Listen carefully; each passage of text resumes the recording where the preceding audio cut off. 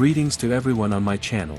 In this video we will talk about the features of the operation of the well-known model E39 BMW 5 Series on the example of a review from the real owner with minor amendments and additions. Hello reader. Yes, I was not mistaken with the name, this is the impression the car creates. However, when I bought it, it was far from a sexy MILF, but a skinhead girl from the district with red lipstick and white cowboy boots like in the Tom and Jerry cartoon. I'll start in order. The car was my second car, the first car although my parents helped me to buy, then it's definitely my personal car which I myself consciously bought. In 2016 I was 21, I started working and began to feel the first money. The first question in my head arose why I was driving the same thing for the fourth year and decided to change my Hyundai accent to something more serious. Considered Toyota Avensis or Mazda 6 years 2004 to 2006. As a result, a friend offered to try his BMW 5 E39, while on favorable terms, as it seemed to me then. After riding this car for a couple of days, I decided that I didn't even look bad in this car and my soul kind of lies with her.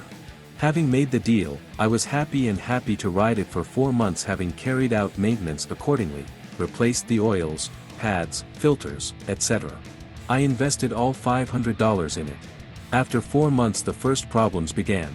Shock absorbers flowed. After visiting the service, it turned out that one spring was broken, the support bearings were replaced, well, and all the levers.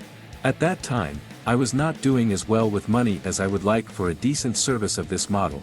I had to put analogs that took not many, not a few 2 years. I will note that my driving style is average, 35% aggressiveness, 65% calm driving. I drive carefully on unfamiliar roads where there may be pits, so the suspension has lived on analogs for 2 years. After I repaired the suspension for the 4th month, problems began with the gearbox, namely with the torque converter. It jammed, it began to cut the ellipse on the oil pump and eventually led to an oil leak. At that time driving into the service I bought a new original oil pump for $500, the repair of the torque converter cost me $100, oil is $200. Friction packs are about $30 and work is about $300. After repairing the automatic transmission, the reverse gear broke down. Again the costs, the reverse gear drum is $200, the frictions are $12 and the work is again $300. After that, on my own initiative, I took up cooling, removing the radiator and flushing cost-free, because I did it myself. The thermostat is $100 not original and antifreeze. After these repairs, the car drove for almost a year without breakdowns, then an electric radiator fan flooded in a puddle, the control unit burned down, the original cost $500, I bought an analog for $300.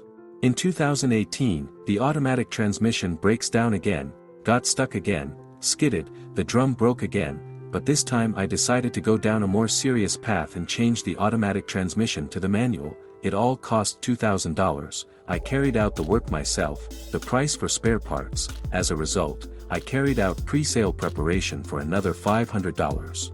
After that, the car was sold. On my own, I will add that after 20 years, the E39 often has problems with body corrosion. Compared with the E34 and even with the E60, the aluminum suspension has lost reliability.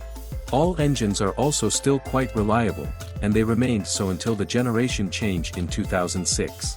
I consider the same completely unworn Nickel coating to be the best that could have been invented, but which in the end was not brought to mind and replaced with another, simpler and less reliable one. Automatic transmissions are also quite reliable, this owner is rather unlucky here. In general, even after 20 years, the E39 is a decent dynamic comfortable car that requires some attention. That's it, subscribe to the channel, put your thumbs up and see you in the following videos.